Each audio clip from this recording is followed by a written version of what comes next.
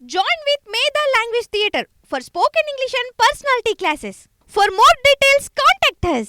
ప్రేమ అనేది ఎప్పుడు ఎక్కడ ఎలా పుడుతుందో ఎవ్వరూ చెప్పలేరు. ప్రేమ అనేది ఒక ఫీలింగ్. ఎవరిపైన ఎందుకు పుడుతుందో ఎవ్వరూ చెప్పలేరు.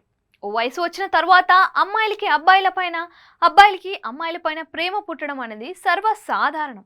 ప్రేమ డబ్బు, కులం, మతం, వయసును కోరుకోదంటారు. కొన్ని ప్రేమలు కామం కోసం పుడితే కొన్ని ప్రేమలు మనసులోంచి పుడతాయి. ప్రేమ కోసం ఇంటి వారిని ఎదురిస్తారు, ఒప్పుకోకుంటే లేచిపోతారు కూడా. తమ ప్రేమను నిలుపుకునేందుకు ఎంతకైనా తెగిస్తారు. అలాంటి ప్రేమలు మనం ఎన్నో చూస్తున్నాం కూడా.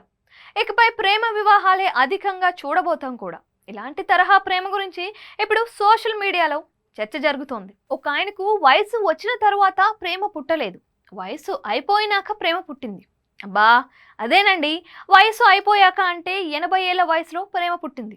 పోనీ 80 ఏళ్ల ముసలాయనకు ఓ 70 ఏళ్ల వయసున్న ముసలామ మీద ప్రేమ పుడితే సరే, ఓకే, ముసలోడు ముసలిది ఈ వయసులో కలిసి ఉంటారేమో అనుకుందాం. కానీ ముసలోడు మామూలోడు కాదు, మహానుభావుడు.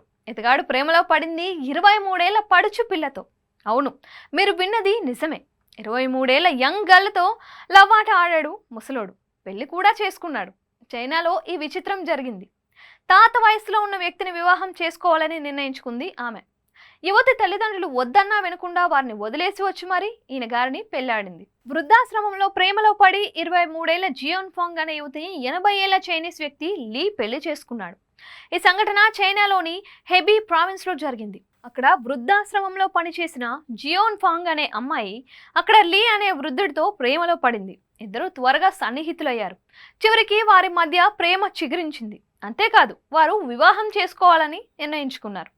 ఆమె కుటుంబం ఆమె ఈ వివాహానికి అంగీకరించినప్పటికీ పెళ్లి చేసుకుంది. కొత్త జంట ప్రేమతో నిండిన చిత్రాలు సోషల్ మీడియాలో కనిపించాయి. అంతేకాదు, శృంగార భంగిమలతో ఈ యువ జంట ఫోటోలకు ఫోజులు ఇచ్చారు. జియాన్ ఫాంగ్ లీ శృంగార కథ సోషల్ మీడియాలో తీవ్ర చర్చకు దారితీసింది. డబ్బు కోసం ఓ వృద్ధుడిని వివాహం చేసుకున్నామని పలువురు విమర్శించినా మరికొందరు మాత్రం ఆమె ధైర్యాన్ని, లీ ప్రేమను మెచ్చుకున్నారు. కానీ వృద్ధుడి దగ్గర పెద్దగా ఆస్తిపాస్తులు లేవు.